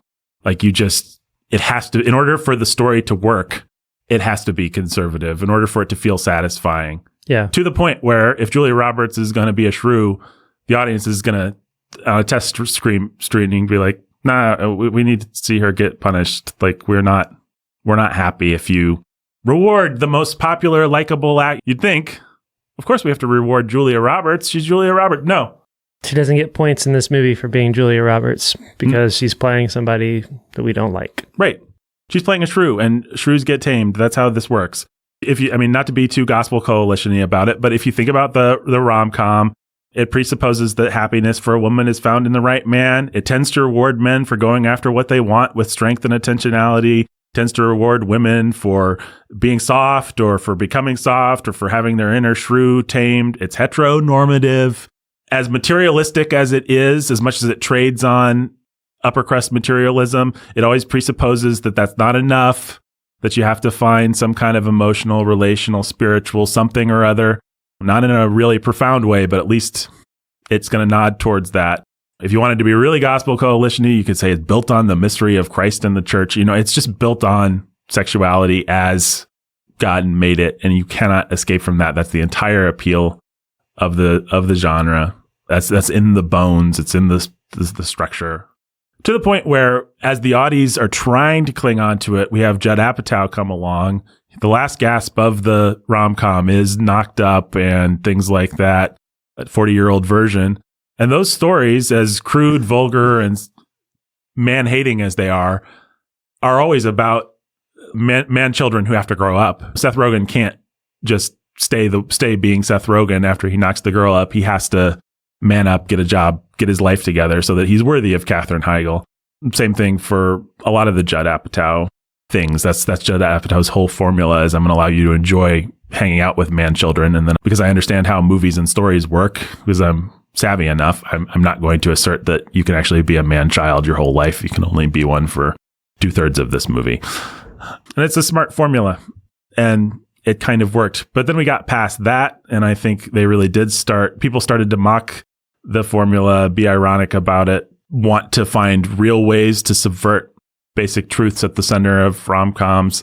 And the only place you can really there's two places where the rom-com lives on. It lives on kind of ironically in Hallmark movies and Netflix cheapo movies, where the movies are so undeniably silly and chintzy that we can just do all the tropes and we don't have to apologize for them. Make Keanu Reeves have a cameo, right? A silly cameo in it, and you do enough stuff like that, then we all know that we're living in a fantasy world, and it apologizes for itself. Right, exactly. And the other way you can do it is if you have some other progressive thing that you're doing. The big example from recent times would be with the Asians. They're crazy, they're rich, crazy rich Asians, which is just a pretty traditional rom-com, very materialistic. If you have any criticisms of China, then you might find that movie to be problematic at the least. But it does basically tell a rom-com story, but we can do it because it's crazy rich Asians. It's not just white people. Representation. Representation. Mm-hmm. Yay! But it's a conservative genre. The one that me and my wife just watched, because this is a favorite that she grew up with, is 13 Going on 30. That movie is insanely, weirdly conservative. You're like, what were they thinking? How did they let this pass the woke censors even of that time? It's Jennifer Garner wants to have a career as a glitzy lady person, and then she travels forward in time and realizes that would be soulless and stupid, and actually she should just be Ruffalo's wife. And then she gets to do it all again, and she's given up the career and everything, and her and Ruffalo are moving into a house in a neighborhood, and it's like the most heteronormative 1950. It's just like, you couldn't be a troll red pill person and write a more troll red pill script. So that's an exaggeration. You could, but it's crazy how conservative this genre is in its nascent form. We can't do it anymore. I think that's why it died. I think it's too bad. I think somebody will probably bring it back because it's so undeniable. Like, the rom-com's not dead forever, but you're not going to build careers around it for a while, at least yet. The other thing that's happened is our whole model of movies is built around like tentpole franchise superhero. We spend $1 billion, we make $2 billion movies, and that just doesn't. Studios spend money on Marvel movies, and they spend money on little indie dramas that cost like $1 million. The era of the 50 million or 40 million or 30 million adult prestige comedy or drama is kind of dead. Maybe there's still some made for the Oscar race, and there's people like Bradley Cooper, Guillermo del Toro. There's Clint Eastwood. There's people that are in that business. Maybe what's his face, Chris Nolan. You could argue that have the clout to keep making those mid-range movies for adults, but they're fewer and farther between. Never fear, Nathan. The rom-com's got to make a comeback within the MCU. You just wait until Thor: Love and Thunder. Oh boy! Taika is going to give us a beautiful rom-com between Thor and Jane. Yeah, and it's going to be completely unsatisfying. Yeah, sounds terrible. Yeah, it's going to be bad. It's going to be about how a man-child should always be a man-child, and women should step up to the plate because man-child get a man-child. Finally, a woman Thor. Finally, it's what the world can let out its breath. We've been given a woman Thor. Return to Me exists in this genre. It is Bonnie Hunt just doing this genre, doing a pretty conservative spin on it, not really trying to reinvent the wheel, maybe adding a little bit of drama juice to the beginning. And we are finally at the place where we discuss the movie, guys. What do you want to say about Return to Me? I had a good time with it. I enjoyed it. The first act was a little over the top and ham-fisted in the drama for me, but I loved all the payoffs, and I couldn't get over how much they asked of David Duchovny in this movie. To me, that's the kind of performance, if there was any justice in the world, that would win an Academy Award. In terms of the discrepancy between what's on the page, Right. It's like what they demanded was an Oscar-level performance with B-level material. I mean, it's a good B-level material. It's fun and funny and cute and all the things, but they asked so much of him. And so just like, okay, you've got to develop rapport with this actress and make her feel like you've been married for 15 years or whatever. And you got to be super cute with her. She was well cast, and that whole thing was effortlessly, I thought. Yeah. That's the kind of thing can be really bad. Oh, right. Here's the actress we didn't cast to actually be the real girl, but... Right. But she feels like another real girl that could have been. Right. Yeah. So we've got to do that. Then we've got to have her die, and then we have to have you like crying on the floor. Mm-hmm.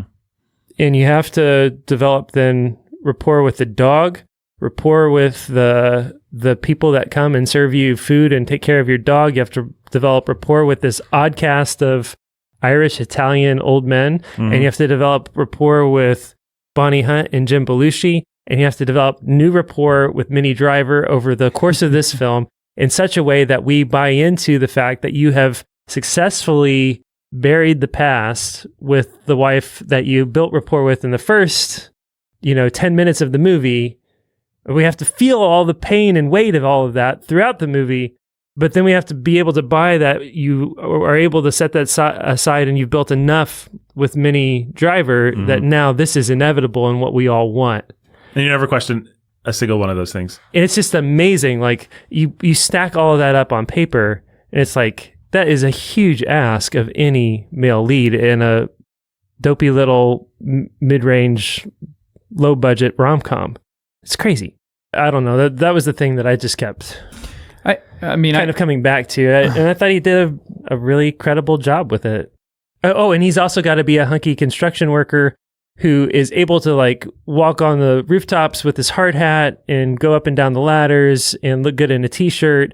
But also he supervises the jobs the way a superintendent would, a supervisor would. But also he's the architect who designs it.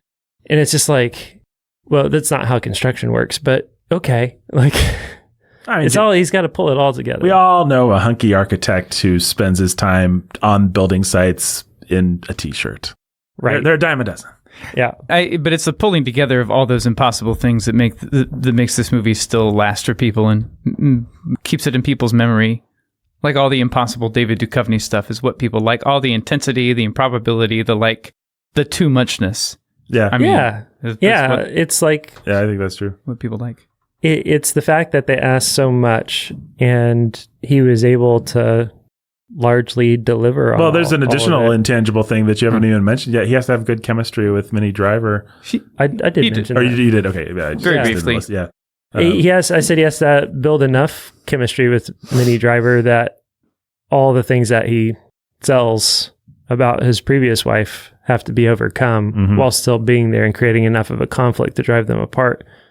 But what I just thought, the water scene with the dumb first date that Duchovny goes on, you want Swiss water, all that stuff. Right. Yeah. The character that's just set up for you to hate. Man, that scene plays. Like, not so much the comedy for me, but Minnie Driver fills up the thing and Duchovny smiles, and it's just like, okay, you win, movie. Like, I like these two people together. They have chemistry. I don't know what it is. I don't know how to define it, but they've got it, and therefore this movie works. Like, and if you deconstruct the premise, it's the stupidest premise ever. Man is in an awkward position and decides and is there for all of 5 minutes, but decides the waitress is the one for him. Like, that's so stupid. But they totally sell it and make it work. I mean, that's just a skill that you can't bottle. It is the kind of thing that Academy Awards should honor. The material is nothing, but the amount of work that they have to do to make that thing actually make that blimp fly, it's incredible. It's incredible what they do right there. Both of them, I think. And saddled with like a stupid comedy premise with the lady who's just there to be annoying. And I mean, you've even got the sidekick that's like, he's like the tender friend, old friend of the wife, friend of the husband, but then he's a complete idiot. The buffoon, yeah. Most of the time, whenever the script needs him to be. A buffoon who has terrible taste in women, makes bad jokes, is drinking too much. The movie is just having it any way it wants it, and all that's going on in the background. Yeah, it's incredible what they do. It's amazing to me that Duchovny didn't get any bigger, better roles out of this movie. Well, you have to feel a little bit bad about the X-Files. I mean, struck him down. I'm sure every time he walks into his 14-room mansion, he probably doesn't feel too bad about the X-Files. Right. But people did just think of him that way and do still to this day. And he's a tremendous comedic actor. I mean, what he does on the X-Files is incredible too. Yeah, it's true. But the other thing about Duchovny, maybe the reason he never had quite the A-lister career that some other people have, he is so subtle. He does underplay, which is wonderful, and he's very charming at it. But it's hard to catch him actually doing anything. I mean, that's the other crying on the floor. Yeah, well, he does. There are those moments. Yeah. But for the most part, his energy is just like, hey, I showed up. And actually, I mean, he's more like Colin Farrell in that sense, who's always doing this fine, invisible stuff. And you can ask him to be like a giant, crazy thing like the Penguin if you want. And sweetheart. He can take it easy, sweetheart. My favorite line from the Batman. And he can do that for you. He can be like a ridiculous villain in a terrible superhero movie that's awful called Daredevil. But he can he can do anything you ask him. But if you just let him come into a scene, he'll do all this underplayed stuff. But he'll be doing a ton of work the whole time. That's such a great pull, because in both cases, Hollywood doesn't know what to do exactly with those men, especially when they were in their sexual prime. Like, they're both these great looking guys, but they both kind of underplay it and bring a weird energy to the material. They almost bring like weird sardonic character actor energy to Brad Pitt material, and Hollywood's just like, Who are you? What do we cast you? Are you the best friend? Are you the lead? Like, what do we... Are you the villain? You look like the lead. What are you? And Duchovny hasn't had that career renaissance. Like Colin Farrell, now that he's not as pretty, he's getting more interesting roles, I think. It's like, well, we don't just have to hire him for SWAT. We can, we'll have him do the Penguin. Let him take a swing. Duchovny, maybe he has. I mean, I never will. I looked at his IMDb, and this is his biggest movie. Yeah. And maybe it's just that this movie didn't connect as hard with like a mainstream, audience. Minnie Driver didn't.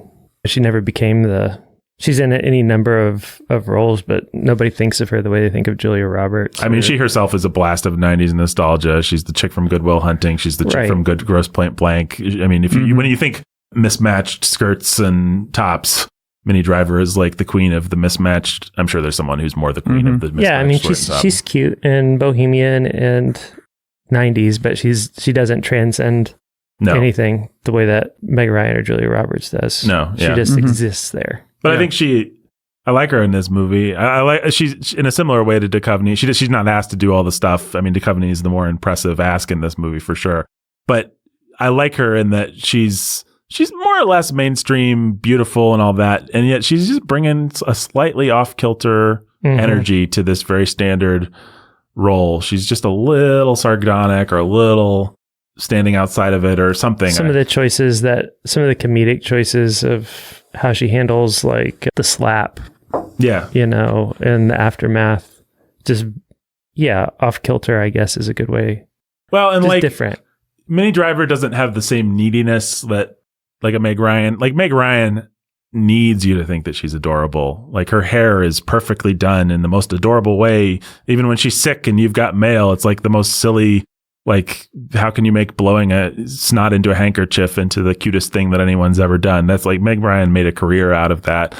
Minnie Driver doesn't feel like she's asking for it. It feels like she's just kind of is who she is in the movie in a way that's a little different for, I mean, if you compare it to the big three, the triumvirate of Bullock, Roberts, and Ryan, Driver's not doing anything like what they do to try and be likable.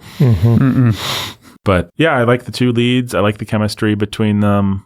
I mean, one of the reasons I let myself go on and on with context is because I didn't know how much we'd actually have to say about this movie besides that it's likable and lovable, and it's charming and fun. And I agree with you that the first act is a little over the top. I think it's an interesting... It's what would keep me from coming back to it. That first act. Yeah. I didn't mind it as much as you seem to have. I mean, I thought the cut from dancing to ER without having to sit through a bunch of boring... We're getting into the car now. I thought that was pretty great. I thought where it sucked, like where it was just like, oh, we've done the difference between just enough and way too much was... Duchovny collapses on the floor. He's a great actor. We have a wide shot. We're not going in for a close up even, like, which is the hammy bad choice there. Like we're doing this perfectly. We're just standing a little bit outside of his grief and asking the audience to come with him. Like it's perfect. That's how a great director would do it. And then she does what a terrible director would do, which is cut to a cheesy slow-mo flashback of the wife looking beautiful. And then she does it again a couple minutes later. And it's just like, you couldn't ask for a better lesson in like how to ruin a good thing. It's just enough for me to be like, I don't want to create enough of a barrier to be like, I'm not sure I want to come back. And like, you're going to try to milk tears from us. Yeah, I didn't take it personally that way. Like, I didn't mind the attempt. I just kind of was like, you tried. That's nice. I actually did have some tears when we cut to the ER room. It really was that flashback was just like, oh no, you had me. Why movie? Why'd you do it? I don't feel bad about somebody liking this first act or considering it to be moving or whatever. Like it's fine. It's a little cheesy. I'll tell you what was too much for me was actually Act 2 was like the cuteness of the Irish Italian restaurant was a little bit much, and the Carol O'Connor. I mean, I love Carol O'Connor as much as the next person, but his wee Irish accent was maybe a little much for me. And I love Robert Loggia is like the best actor in the world. With that voice, I can't do it. It's my Leia voice, I guess. But grizzled Italian. People don't smoke anymore, so we're never going to have voices like that anymore. I mean, he played, if people don't know, I mean, he just was in everything, but he played Bill Sykes in Oliver and Company, that awesome. Sykes? Yeah. Really?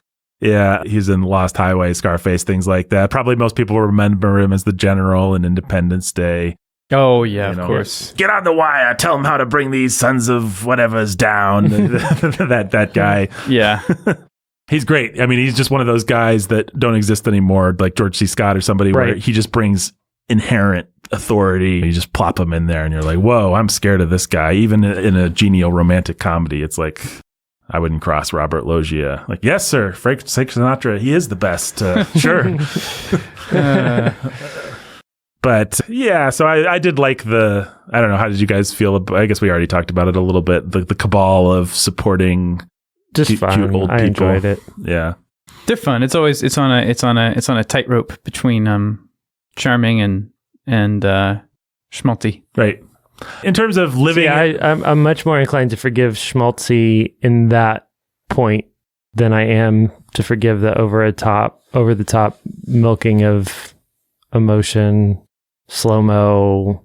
if someone's trying too hard to make you happy, you're okay. Yeah. I think I forgave the first act more easily. I was just like, okay. Yeah, I think that's actually kind of fair. In a movie like this, if they're trying too hard to make me happy, I'm gonna roll with it. Right. Whatever. That's silly. If they're trying too hard to make me cry, I'm just gonna be like, come on, guys, it's a rom-com. It really is just the conceit of Vesuvio's Irish restaurant or whatever. I hate that conceit so much. It's so stupid. Yeah, Irish Italian.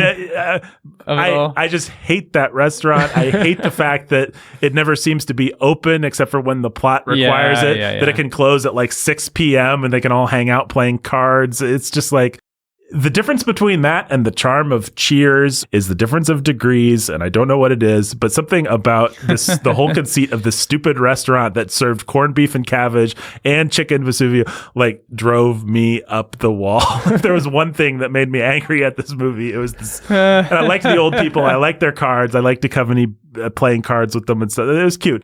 Well, that's one of my favorite conceits in these movies. One of the most wish fulfillment-y kind of things is, it's just nice to think like there's this whole family of supportive people that are going to play the right music and be pulling for you and stuff like that. Yeah. But man, that restaurant was stupid. 0 stars. You need to have some ratatouille and chill and reconnect with your... Yeah, no. I'll have ratatouille and corned beef.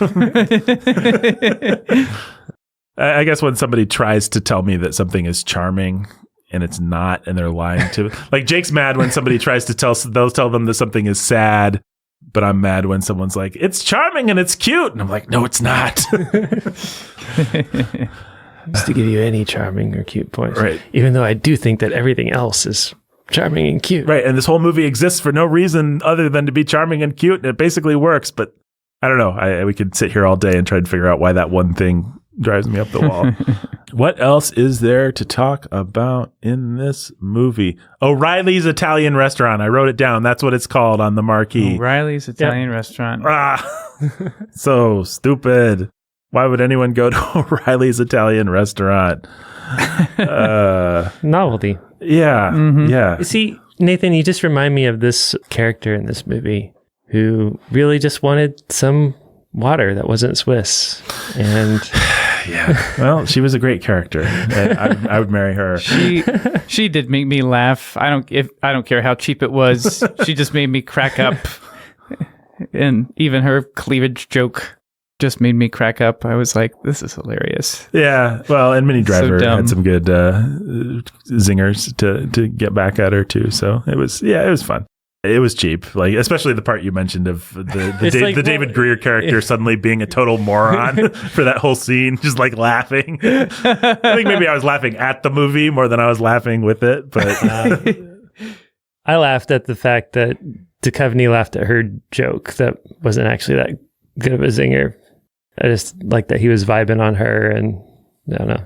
That was fun. That was cute. Yeah. That was funny. Yeah, it was. Their chemistry is great in that scene. I mean, in the whole movie, but just watching the movie, I was just like, oh, okay. Well, okay. The movie wins. It works. It doesn't really matter what it does from now on because I like these two people together. So it wins. Yep. You can make no further criticism. It has done what it promised to do. And now we just have to have another hour of it continuing to do that.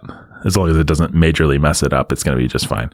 I did like actually Bonnie Hunt and Jim Belushi. I thought they were... Yeah, they're pretty fun. I never thought I'd hear these words come out of my mouth, but I thought that Jim Belushi was actually pretty funny in it. He actually made me... I never, like, if I'm alone and I'm watching a comedy, I'll be like, I appreciate the humor, but I rarely laugh out loud if there's not someone there to laugh with me, as I think many people are like that. But there was some line... Oh, I don't know why this was funny to me, or as funny as it was, but The kid says, "Mommy said the gorillas look just like you." Jim Belushi says, "Did she take you to see the elephants?" Yeah, that's pretty funny. You know what I liked about that line? The humility that Bonnie Hunt had to have to put that, and the fact that because Bonnie Hunt directed it, she could write a line that mean for herself, like, and include it in. Yeah. Like, nobody wants to say, "Hey, Bonnie Hunt, look what I put in the script. Your husband says you're fat," but but Bonnie Hunt can do that. So, yay, Bonnie Hunt. Yeah, I had forgotten about this, but the movie at first is like Bonnie Hunt's going to be a you-know-what who hates her husband and hates her family. And actually, it's just like a charade. Yeah. It's just like that's their shtick. That's their shtick. We hate each other and we hate everything and we hate the kids. But actually, we love each other. We kind of really love each other and the kids. Yeah. And people like that exist outside of movies. I think that's just for sure. I appreciated it. Yeah. I just so weird to be in an era where Bonnie Hunt would intentionally cast Jim Belushi to play that character, but interesting. What else is there to say about this movie? It's very cute. I liked Minnie Driver. She was good. I enjoyed the chemistry between the two of them. I enjoyed the chemistry between the characters. I'm not sure that I really needed her to go to Italy. But there was a promise. Yeah. Payoff, setup. For once, I'd like to see one of these movies where we solve everything in the one dialogue scene like we would in real life. He's just like, I need to think about this, but I like you. I know we need like the false breakup before the get together. That's the formula, and I'm not really struggling too hard against it. But I think that would be a nice juke, a nice thing for one of these movies to do when they start making them again. Is, I don't know, maybe it wouldn't work. Maybe you really just need that false breakup. Second, the big drama of the going into the third act. Maybe the movie, you just don't feel satisfied without it. But that is, even when we talked about It Happened One Night, it is the part where you're kind of like, all right, movie, come on, we know they're going to get together. Let's just get them together. Well, part of the weirdness of this movie is the question it makes you ask because of the premise. Right. So the breakup is all premised on she has his wife's heart. And so then it's supposed to be weird. And then it asks you to think about that, but then it doesn't give you a lot of food for thought. You just have to sort of put yourself there. And yeah, you don't really get to explore, like, what would David Duchovny think about? What would he be feeling? What would she be thinking and feeling? Why is she so upset? Exactly. Right. Like nobody ever articulates any of those thoughts. So you have to do it all for yourself. You have to ask. And some people are going to be sitting there like, well, the movie's told me that they love each other and it's great. And the heart thing doesn't matter. So why does it matter?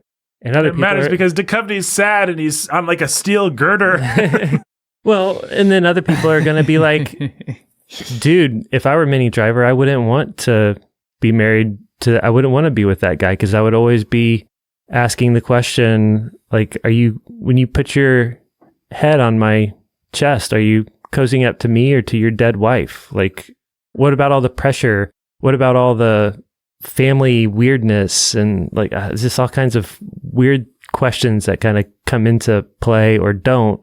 And the movie has the ability to ask any number of them and chooses to ask none of them while asserting that it would be weird, and there is something to be overcome. We're just not going to talk about it. I would give the movie this. I would say the movie makes the second best choice that it could. The first best choice is to explore those things in an interesting, fun, cool, witty, compelling way. The second best choice is to leave them completely alone. The worst choice is to sort of try to split the difference. Yeah, I don't fault the movie for the choice it makes. I just think that the premise creates a situation that's not really clean. Yeah, there. Mm-hmm. And the only thing to do is to fault the premise. Yeah, and that's. And then the minute you fault the premise, then you're like, wait a minute, what are we even doing here? Right. Mm-hmm. And why was this movie supposed to be about a magical, like, heart connection with the man and his ex-wife? I almost wonder whether the script wasn't a little bit more magical and they didn't end up feeling it out and pulling it back. Like, yeah, that's what it feels like. We don't want it to be like, well, David Duchovny's always going to be in love with that heart. Yeah, exactly. That's going to, like, I imagine that was the script, and then suddenly everybody realized, wait a minute, what about Minnie Driver's character? Mm-hmm. Does he love her for her? Yeah. And if they built that up, then we can't, it has to be about that. Right. So let's leave that whole song out. Let's. Yeah. Yeah, they did a nice job with what. The other thing that I was like, oh, this is interesting, and I'd like to see a movie actually explore this, was just the notion of guys are gonna treat her like it doesn't, not so much about the fact that he has her wife's heart, but just the fact that she's had a heart transplant, that being a thing she does not want to tell people. Suddenly they don't want her riding a bike or feel queasy maybe about the idea of lovemaking or things like that.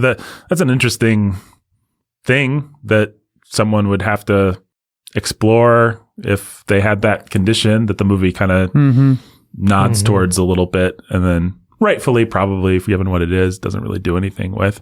But it'd be interesting to actually see the movie about a heart transplant person and how that changed their life. I mean, even once the movie kind of asked the question a little bit, I was like, oh, be careful on that bike, Minnie Driver. Don't go too fast. And she has her comedy doctor who she's just isn't listening and all that. I don't know. The more we talk, it's easy to like pull on threads and say all the things that are kind of silly about the movie, but it maybe is a little unfair because the movie wasn't really designed to bear that kind of scrutiny. It's just supposed to be a little truffle, not a truffle. Trifle. Trifle, but yeah, it's supposed to be a truffle.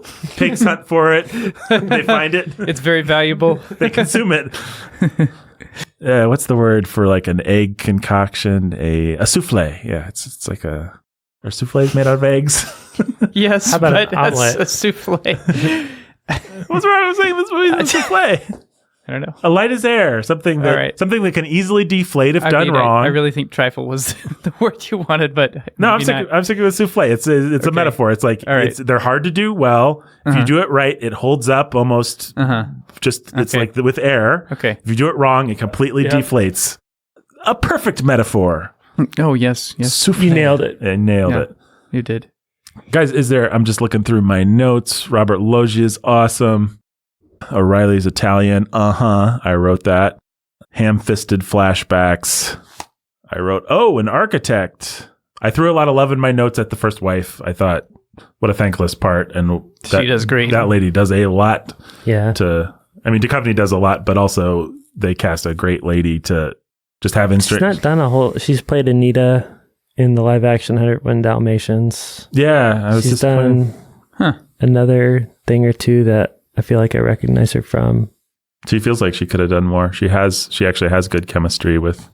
I mean, the other way that it's easy to go wrong with those kinds of scenes, any number of movies where the wife's going to die or something, like they're so cute with each other and in love and like goosing each other and stuff. This movie, I think, hit a nice balance of, it feels like a decent little marriage. She plays the aunt in The Patriot. The Mel Gibson movie? Yeah. Wow. So she was in the greatest movie of all time. Right. So. Already. Yeah. And she was a star in Nip Tuck, which I've never seen. Me neither. Nope. She looks like a central character in Nip Tuck, third build. Well, there you go. Good for you, Joely Richardson. Probably Joely, right? Joely? Yeah. Event Horizon's not a movie I've seen. I have seen that, unfortunately, but I have no memory of it almost. Oh, I know who she is in that. Yeah. Unfortunately, I've seen most of it on TV. I don't know why I did that. I think that might be the same story for me. That was the wrong decision. It was unfortunate. I suppose it was better than watching it not on TV. Maybe. Yeah, it's a stupid, gross movie that it's just gross. Directed by a stupid, gross director that does nothing but stupid, gross things. That's right. Ugh. Boy. All right. Anything else to say about this movie, guys? I liked it. Yeah. I liked it a lot. I understand why it's a touchstone for some people. Yeah, I get it. For sure. I like it.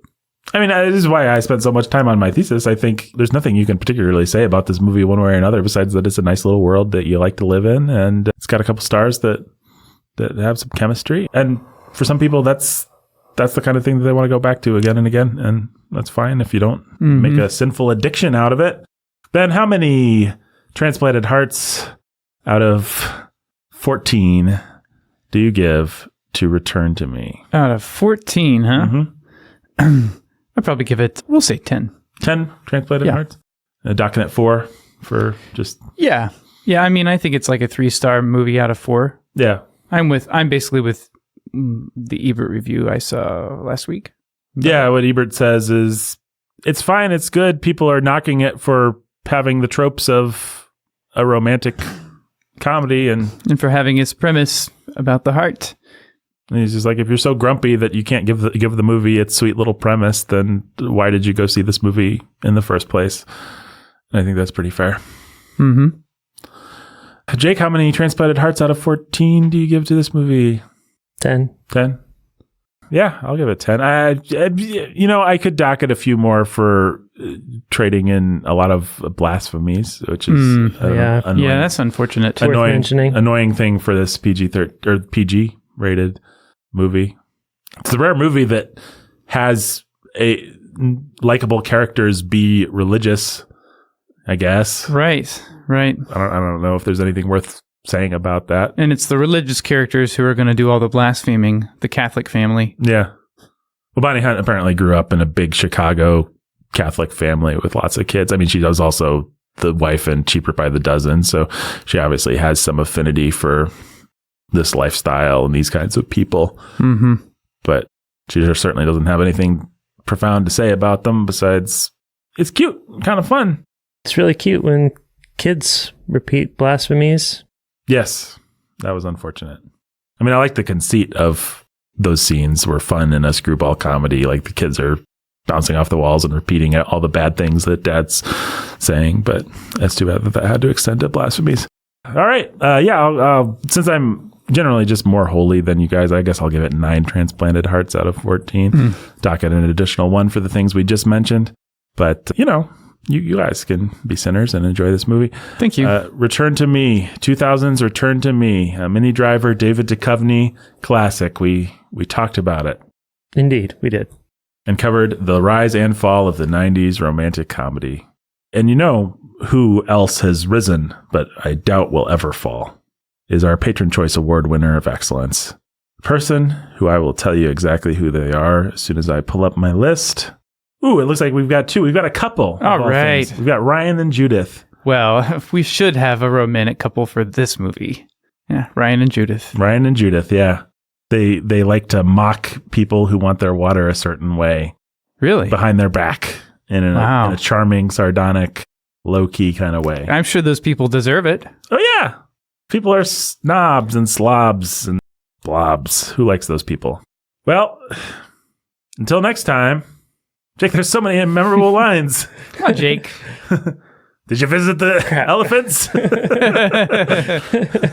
I'm working on it. Some of the best lines are not appropriate.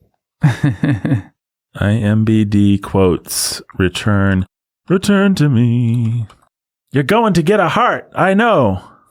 Wow, these quotes suck. Yeah. Wait, here's just a page of Jim Belushi quotes. How many of them don't have... A blasphemy? Almost none of them. Fine. Did you go to see the elephants? Oh, you know what? It was another pretty funny, the jokiest joke I've heard in a movie in a long time, but a good jokey joke was when David Greer says, I'm a vet. And then Jim Belushi says, oh, I didn't go to Nam. That was a joke. I like jokes. I miss jokes. Good for you, Jim Belushi. All right. I stepped on it, Jake. Until next time. I didn't go to Nam.